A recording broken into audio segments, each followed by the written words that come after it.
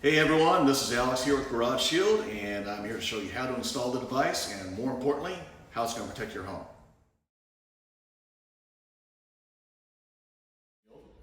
First thing you want to do is locate the J-arm on your garage door opener.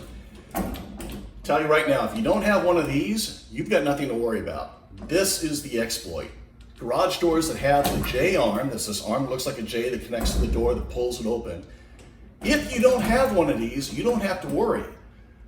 Very few garage doors don't have one.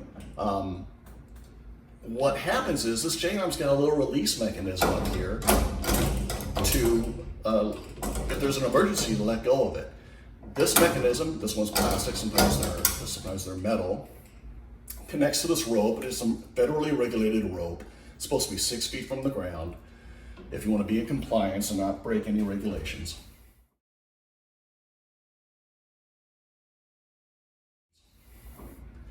This mechanism is what the criminal's trying to release, okay? They're not trying to get the rope. Trying to get the rope with a coat hook in the dark where you can't see inside the garage, it's like trying to swat a fly with a coat hook. You're just never gonna do it.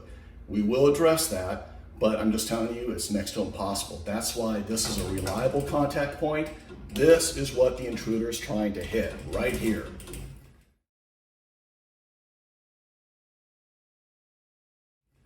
So, how do we stop them? We take a shield. Doesn't matter what side you flip it on, it just can't be on the back side of the J-arm. It needs to be up here by the wall, on this side.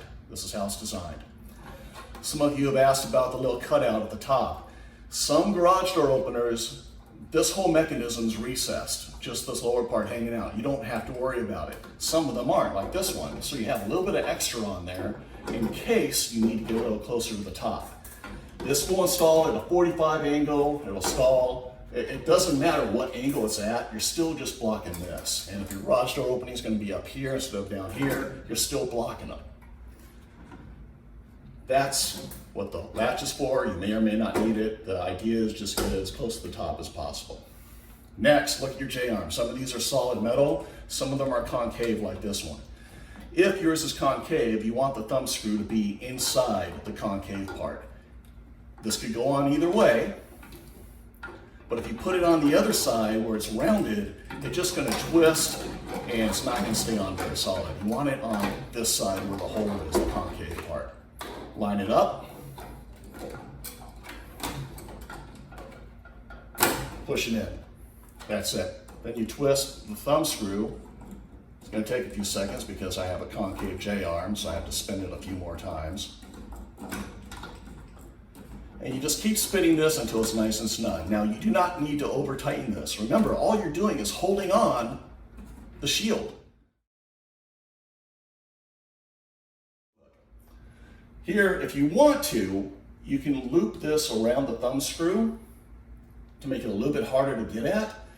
Keep in mind, federal regulations, you don't want an insurance adjuster to come out and say, well, that kid died of the fire he set in your garage and he couldn't get out because he couldn't reach this. There goes your insurance claim and all kinds of lawsuits. Don't mess with this. If the manufacturer wanted you to do anything silly with this, they tell you to. No, the regulation is this needs to be released from 50 pounds of pressure, which is hardly anything, to break it loose and let go so you can get out in an emergency.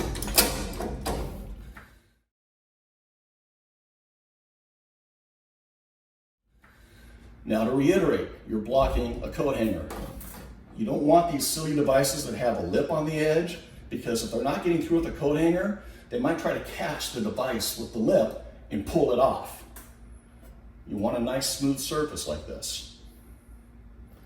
Why is it black? Why is it made out of plastic? Why isn't it metal? Plastic just takes rivets, these nylon fasteners, to plug in. No big deal. Goes on nice and simple.